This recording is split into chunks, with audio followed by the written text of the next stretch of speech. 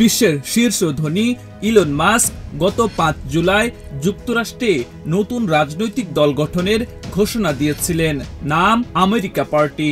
তবে 1 মাসের বেশি সময় কেটে গেলেও দলটির কোনো কার্যক্রম বা প্রকাশ্য তৎপরতা দেখা যায়নি।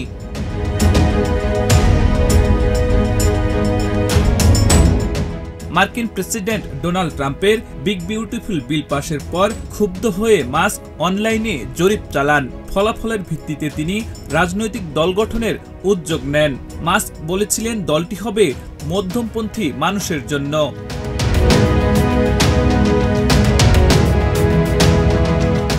তবে দলের জন্য আনুষ্ঠানিক পদক্ষেপ নেওয়া হয়নি। প্রকাশ্যে কোনো মন্তব্য করতে দেখা যায়নি ইলন মাস্ককে। জনমত জরিপে দেখা গেছে অনেক মার্কিনী তৃতীয় একটি রাজনৈতিক দলের প্রয়োজন অনুভব করলে মাস্কের এ নিয়ে কোনো আগ্রহ দেখা যায়নি।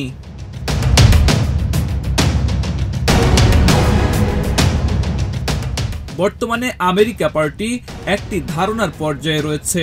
মাস্ক যদি দলকে শক্তিশালী করতে চান, আনুষ্ঠানিক নথি জমা, প্রার্থী সমর্থন ও জনমত অর্জন করতে হবে।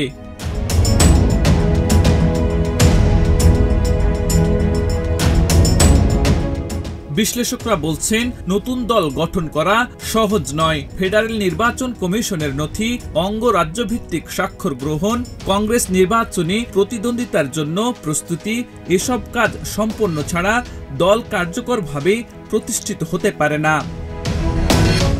আব্দুল হাকিম, প্রজন্ম 24।